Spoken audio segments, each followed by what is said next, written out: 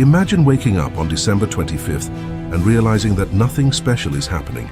No decorated tree, no colorful lights in the streets, no children opening presents with shining eyes, just another ordinary day, cold and empty like any other winter day. Now imagine that this isn't a choice. It isn't minimalism. It's simply because Jesus never existed, and Christmas, this date that moves billions of hearts and entire economies around the planet, would be nothing more than an invented lie, a fairy, a tale that never had a real protagonist to begin with. What if the most told story in the world was just fiction?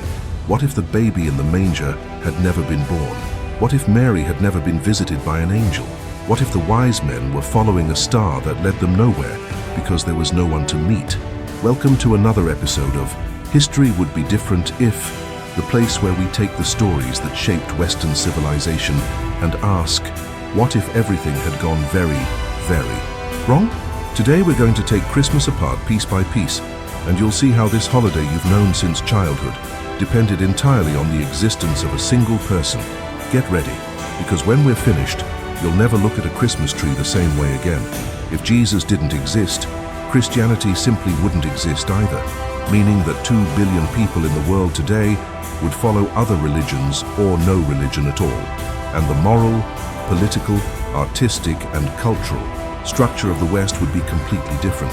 But we're not here to talk about deep theology. We're here to explode this alternative reality and see the chaos unfolding in every detail. And believe me, there's a lot of hidden chaos in this story. Think about it. Rome in the 1st century remains Rome, brutal, expansionist, worshipping its pagan gods and crushing anyone who dared to question the emperor's power. The Jews continue to await their Messiah, but he never arrives. So the tension between Israel and Rome never reaches that turning point that would change everything. History follows its course, but it's as if someone removed a fundamental gear from a giant clock. Everything starts to unravel in ways you never imagined possible. Without Jesus, there would have been no Constantine converting the Roman Empire to Christianity in the 4th century, meaning Rome remained pagan until its ultimate fall. When the barbarians invaded and destroyed the empire, there was no Catholic church to preserve classical knowledge, no monasteries copying ancient manuscripts, no bridge between antiquity and the Middle Ages that prevented Western civilization from completely regressing to utter barbarism. Europe fragmented into violent and chaotic tribes, without any unifying institution, without any shared moral code, without any reason to stop killing each other, and it would take centuries, perhaps millennia, for something resembling civilization to re-emerge. Let's talk about the date itself. December 25th was chosen by the early church to celebrate the birth of Jesus, precisely to Christianize the pagan winter solstice festivals, such as the Roman Saturnalia and the cult of Sol Invictus. Even if Jesus never existed, these pagan festivals continue unabated, but without any Christian transformation. Imagine the whole of Europe celebrating Roman bacchanals, animal sacrifices, ritual orgies, and festivals of drunkenness without any moral restraint, not because it was forbidden and went underground, but simply because there was never anyone to say that perhaps we could celebrate in a different way. And you know what's most disturbing? Without the birth of Jesus, there is no narrative of God becoming human, born poor, vulnerable, in a manger surrounded by animals. This story that humanized the divine and completely changed how the West views power, humility, and purpose. Without this story, the gods remain distant, capricious, cruel, demanding sacrifices, but never truly caring about human suffering. The idea that every human life has intrinsic value, that the weak deserve protection, that there is dignity in poverty, all of this comes directly from the Christmas narrative, and without it, Western civilization would be much more like ancient societies, hierarchical, brutal, where compassion was seen as weakness. Consider the cultural consequences. There is no Renaissance art centered on Christian themes, so goodbye Michelangelo painting the Sistine. Chapel goodbye Leonardo da Vinci creating the Last Supper. Goodbye Caravaggio with his dramatic use of light and shadow. There is no sacred music that influenced all of Western music, so goodbye Bach and his compositions that defined modern harmony. Goodbye Handel and his Messiah. Goodbye Gregorian chant that preserved musical scales through the Dark Ages. Western culture would be unrecognizable, probably much more similar to other civilizations that did not undergo this moral and aesthetic revolution that Christianity brought. And here's the final blow. Without Jesus, without Christmas, without Christianity, the modern world as you know it simply doesn't exist. The idea of universal human rights doesn't exist. The concept of a hospital as a charitable institution doesn't exist. Universities as we know them don't exist.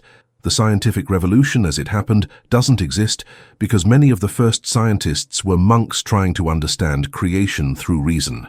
It's as if someone deleted the main operating system file of Western civilization. Everything still works for a while, but eventually crashes and collapses in absolutely catastrophic ways. So when you look at that Christmas tree today, when you think about the presents, the lights, the music, remember, all of that depends on a story that begins with a baby being born in a manger more than 2,000 years ago. And whether that story is true or not, the fact is that it changed everything. And without it, the world would be dark, brutal, and empty in ways we can barely imagine. If you're enjoying this journey through historical chaos, subscribe to the channel because we're only just beginning to dismantle this alternate reality. The first thing that collapses without Jesus isn't religion. It isn't faith. It's the very notion of time that you use every day without realizing it. Think about it. BC and AD, before Christ and after Christ, are the markers that divide all of human history into two distinct eras, and without Jesus this division simply doesn't exist. The calendar you look at on your phone, which marks your appointments, your bills to pay, your birthday, all of this was structured from the birth of a man in Bethlehem. Without him, we would probably still be using the Roman calendar that counted years from the founding of Rome. Or perhaps each civilization would have its own temporal system completely incompatible with others, making international trade, diplomacy, and historical records an absolute logistical nightmare. And here begins the first major problem of this alternative reality. Without a unified temporal structure that spread along with Christianity, globalization as we know it would be virtually impossible. Imagine trying to coordinate maritime routes, trade treaties, and political alliances when each kingdom counts the years differently, celebrates festivities on completely random dates, and has no common point of reference to mark historical events. The world would remain fragmented into isolated cultural bubbles, where traveling from one region to another would be like entering different temporal dimensions, confusing, chaotic, and extremely dangerous. Let's go back to that stable in Bethlehem that never existed in this timeline, because that's where the chain of events begins to spectacularly disintegrate. Without the birth of Jesus, Mary is just another young Jewish woman living under Roman occupation, probably married to Joseph. In a conventional way, having normal children who would never be remembered by history, the shepherds who supposedly saw angels announcing the birth of the Savior continued tending their sheep in the darkness of night, without any celestial vision, without any hope that something greater is happening in the world, only the cold, the silence, and the brutal monotony of a life that begins and ends without apparent purpose.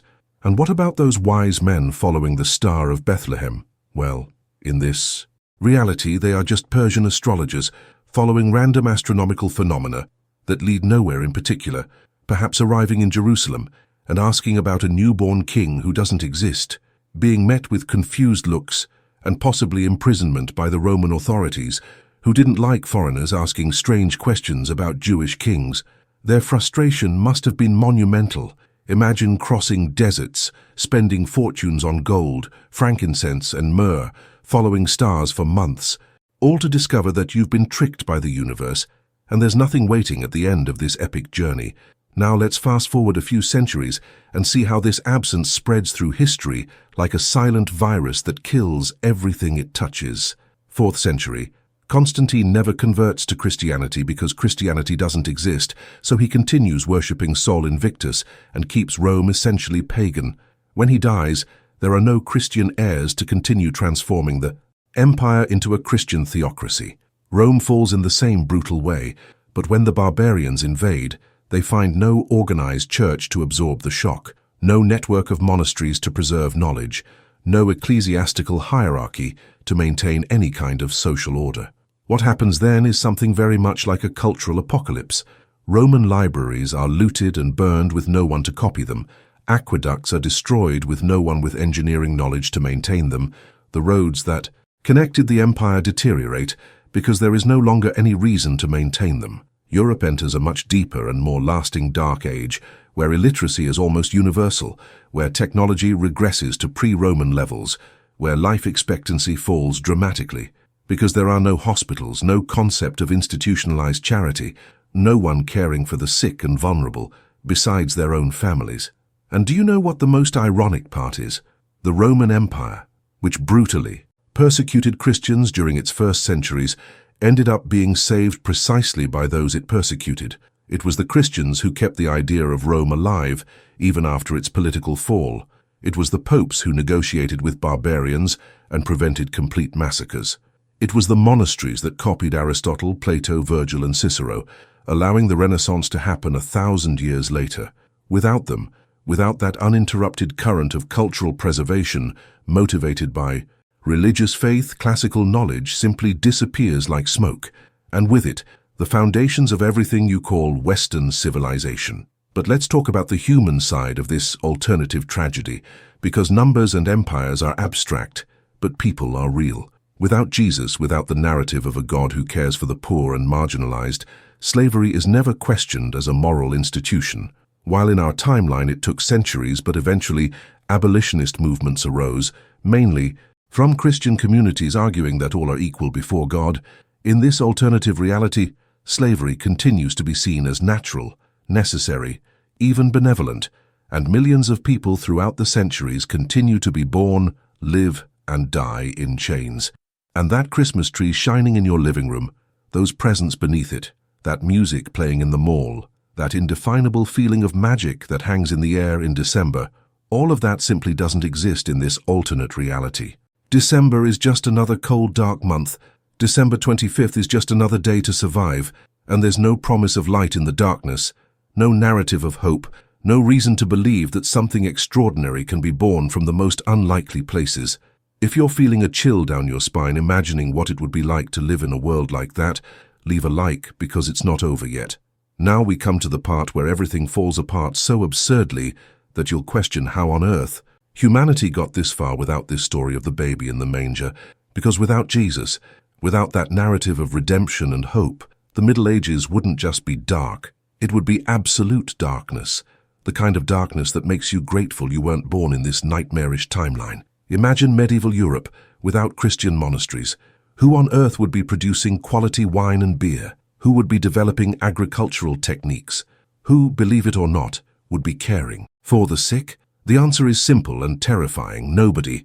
The barbarians who invaded Rome didn't exactly have a plan for cultural continuity. They were more concerned with deciding which village to plunder on the weekend than with preserving the recipe for good red wine. So Europe regressed not to the Stone Age, but to something dangerously close to it. Scattered tribes, each speaking its own incomprehensible dialect, each worshipping its own local gods, who probably demanded regular sacrifices to ensure the harvest didn't fail. And here comes an unexpected twist. Without Christianity unifying Europe through a common language, Latin preserved by the Church, there is no Renaissance, no Enlightenment, no scientific revolution. Why? Because all these things depended on scholars from different countries being able to communicate and share ideas. Without ecclesiastical Latin as a lingua franca, a French thinker cannot read a treatise written by an Italian. A German mathematician cannot debate with an English astronomer. It's as if the internet had been invented, but each country used a different and completely incompatible protocol. Technically possible, but functionally useless. But wait, because it gets even more bizarre and tragically comical. Remember those famous medieval universities like Oxford, Cambridge, and the Sorbonne? Well, they were all founded by the Catholic Church. Without the Church, there are no universities. Without universities, knowledge continues to be transmitted orally and in an extremely limited way, only within specific families of artisans and merchants who guard their professional secrets as if they were gold, because they literally are. A blacksmith teaches only his sons. A doctor, if we can even call him that, passes on his dubious knowledge only to his hand-picked apprentices. The result? Technology and human knowledge advance at the speed of an arthritic tortoise climbing a mountain of molasses. Now let's talk about something that will make you laugh nervously. Without the Christian concept of love your neighbor as yourself, philanthropy simply doesn't exist as a social concept. Wealthy Romans did charity, yes, but it was pure ostentation. They built fountains and arenas to have their names immortalized, not because they genuinely cared about the people. Without Christian influence, this mentality persists through the centuries. There are no orphanages, no nursing homes, no public hospitals. If you got sick and didn't have family to take care of you, you were basically condemned to rot in a gutter while people walked over your body without even looking down. It's social Darwinism in its purest form, literally survival of the fittest, and any demonstration of compassion for the weak is seen as stupidity that wastes precious resources. And what about women in this reality? Prepare yourselves because the situation is bleak. Early Christianity, however problematic it may seem today, was revolutionary in treating women as valid witnesses to the resurrection, in allowing widows to lead communities, in preaching that men and women are equal before God. Without this, the brutal Greco-Roman patriarchal structures remain untouched for millennia. Women continue to be literally property, first of their father, then of their husband. They cannot own land, they cannot testify in court, they cannot choose whom to marry, and in many ancient cultures, they could be killed by their father or husband without any legal consequences if they dishonored the family. Modern feminism? Not even in a dream would it have fertile ground to germinate in this nightmarish world. But here comes the truly WTF moment of this alternate reality. Without Jesus, without Christmas, that sweet concept of childhood you know doesn't exist either. That's right, the very idea that children are special beings who deserve protection, education, and unconditional love is largely a Christian invention based on the story of the baby, Jesus. Before Christianity, children were seen as defective, miniature adults. They were put to work as soon as they could stand, and if they were useless, well, infanticide was completely legal and socially acceptable. Without the narrative of the divine baby born vulnerable and precious, children continue to be disposable for endless centuries. The infant mortality rate, which was already historically horrific, gets even worse because there is simply no cultural incentive to invest resources in keeping all children alive. And now the cherry on top of this nightmare cake. Let's talk about art and beauty. Without Christian inspiration, without the quest to capture the divine through the human, Western art remains trapped in an eternal loop of pagan mythological themes and portraits of powerful emperors. There is no explosion of creativity that we see in the Renaissance, when artists began to explore the human condition through theological lenses. There is no Dante writing the divine comedy and creating modern Italian in the process. There is no Milton writing Paradise Lost. There is no Dostoevsky exploring guilt and redemption. All Western literature would be fundamentally shallower, more superficial, because it would lack that transcendent dimension that the Christian narrative, beginning with Christmas, injected into the culture. And you know what's even more disturbing? Those Christmas lights you see shining in windows in December, that feeling that even in the coldest, darkest winter, there's a promise of light returning that comes directly from the Christian reinterpretation of the winter solstice. Without Jesus symbolically being born and bringing light to the world, December is just the most depressing month of the year, period. It's just darkness penetrating cold, the death of nature, and no promise of renewal. People would live through winter with genuine terror, without any festivities to break the brutal monotony, just hoping to survive until spring, without freezing or starving to death. Imagine spending an entire December without any special music, without any decorations, without any excuse to gather the family, without any gift exchange, without any feeling of generosity in the air. It's as if someone had sucked all the magic out of the year and left only a cold, meaningless void. Children would have absolutely nothing to look forward to. Adults would have no respite from daily suffering. The elderly would have no final comforting celebration.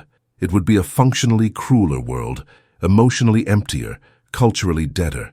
And here's the final irony that will make you laugh in despair. The thing that many people complain about Christmas becoming, excessive consumerism, boring social obligations, unnecessary spending, only exists because Christmas exists. Without Jesus, you wouldn't even have the opportunity to complain that Christmas is too commercialized, because there would be no Christmas to commercialize. It would just be December 25th, an ordinary day in an ordinary week in an ordinary month of a year that drags on aimlessly. If you're starting to appreciate that tacky tree in your living room in a whole new way, share this video because the conclusion will tie everything together in a way you're not expecting. So let's recap this historical nightmare we've built together and understand what's really at stake when we talk about that simple story of a baby being born in a manger more than 2,000 years ago. Because by now you've realized that we're not just talking about a date on the calendar or an excuse to exchange gifts and eat turkey. We're literally talking about the central cog that keeps Western civilization functioning in a minimally recognizable and human way. Without Jesus, without that zero moment in Bethlehem that never happened in this terrifying alternate timeline, the world wouldn't just be different in superficial details like Christmas decorations and music. It would be radically, fundamentally, frighteningly different in absolutely every aspect that defines what it means to be human in the 21st century. We wouldn't have that basic notion that human lives have intrinsic value independent of social class, wealth, or power, an idea that seems obvious today but was absolutely revolutionary when it emerged. We wouldn't have the concept of universal human rights that underpins all modern legislation, because that idea was born directly from Christian theology, which preaches that all are made in the image of God, and therefore deserve basic dignity. We wouldn't have public health systems, universal education, protection for the vulnerable. All those things we consider hallmarks of a civilized society have deep roots in that story of the God who chooses to be born poor and vulnerable among the marginalized. And here's something that will blow your mind when you really stop to process it. Even modern atheists, agnostics, people who completely reject organized religion, they all live and breathe values that have been injected into Western culture by Christianity over 2,000 years. When someone passionately argues for social justice, when they defend the rights of the oppressed, when they speak about equality and human dignity, that person is using a moral framework that simply wouldn't exist without the massive influence of that narrative that begins in Bethlehem. It's like living in a building and complaining about the architecture without realizing that without the foundations you despise, the entire building would collapse into a pile of smoldering rubble in a matter of seconds. But let's talk about the strangest and most unexpected part of this dark, alternate reality. Without Christmas existing as a universal cultural reference point, without that story being told and retold generation after generation through the centuries, humanity's own capacity to imagine a better world is severely limited in subtle but devastating ways. Think about it. The Christmas narrative is essentially about hope arising from the most unlikely places, about the extraordinary manifesting itself through the ordinary, about promises being kept even when everything seems lost and impossible. Without this story functioning as a deep cultural archetype in the Western collective unconscious, people would simply accept the brutal status quo as inevitable and immutable. After all, if even the gods are cruel and indifferent, why on earth should humans be any different from each other? And now we come to the part that should frighten any thinking person. All those Christmas traditions that seem silly and commercial, hanging stockings on the fireplace, setting up decorated trees, exchanging gifts, singing themed songs, preparing special foods, are not just empty rituals of rampant consumerism. They are annual reminders, obsessively repeated, that generosity matters, that family and community have value, that even in the darkest and coldest time of the year there is light and warmth and hope. Without these rituals repeated ad nauseum, without these traditions that bind generations through time, the social cohesion of Western civilization would be much more fragile and brittle, much more prone to fragmenting into violent tribalism and predatory selfishness whenever things got even slightly difficult. Want to know something absolutely maddening? Even the idea of historical progress, the notion that humanity is moving toward a better place, that the arc of history bends toward justice, is a direct inheritance from Christian eschatology, which promised a coming kingdom of peace and justice. Without this teleological narrative embedded in the culture, without this promise that there is purpose and direction in the apparent chaos of human history, civilizations tend to adopt cyclical views of time, where everything repeats itself eternally without real improvement, or worse still, views of inevitable decline where the best is already behind us and only decay lies ahead. This isn't just boring abstract philosophy. It fundamentally affects whether people think it's worth working for a better future, or whether they should simply enjoy the present because tomorrow will be worse anyway. And let's be brutally honest about something nobody likes to admit out loud. That magical feeling you get in December, that indefinable feeling that something special is in the air, even when you're grown up, and no Santa Claus doesn't exist. That strange urge to be a little kinder to strangers and a little more generous with your time and money. All of that is direct cultural residue from the Christmas story operating in your subconscious, whether you believe it literally or not. Without Jesus, without that narrative functioning as an ultra-powerful cultural meme replicating itself through millennia, December would just be another month where you try to survive the cold and darkness without completely losing your sanity, without any emotional promise of renewal, without any culturally accepted excuse to demonstrate vulnerability and love. Here's the final point that will leave you pondering for days. The question, what if Jesus didn't exist, isn't really about theology or religion. It's about recognizing that certain stories are so powerful, so fundamental to how we've built civilization, that retrospectively removing them doesn't just change superficial details, but crumbles entire structures that we take completely for granted in our daily lives. Christmas wouldn't be a lie in some abstract philosophical sense. It would be the absence of a narrative truth that has literally shaped everything about how we live, think, love, and hope in the modern world. So the next time you look at that tacky Christmas tree with its randomly flashing lights, or hear that same nauseating Christmas song for the 1,000th time, or are forced to attend that family dinner where there's always that annoying uncle talking about politics, maybe, just maybe, you'll be able to feel a little gratitude for the fact that this story exists, that it happened, or at least was told so well that it changed the entire course of human history. Because without it, without that baby in the manger who grows up to teach about love, forgiveness, the dignity of the poor, and hope against all odds, you would be living in a world so brutal, so dark, so devoid of transcendent meaning that you probably wouldn't even have the adequate language to understand what you were missing. Christmas isn't about whether or not Jesus existed in a strictly historical sense. It's about the undeniable fact that this story completely transformed what it means to be human in the West, and without it, we would all be much, much worse off in ways we can barely begin to imagine, even after exploring this terrifying alternate reality for all these minutes together. Now tell me in the comments, after seeing all this, will you look at Christmas differently this year? And if you've made it this far on this journey through historical chaos, subscribe to the channel, because there are many more explosive stories waiting to be dismantled in this same brutal and revealing way, and you can be sure you won't want to miss any of them when we start digging into other crucial moments in history that you think you know, but in reality, barely scratch the surface of what really happened and what could have happened if a single variable had changed at the right or wrong moment in the timeline.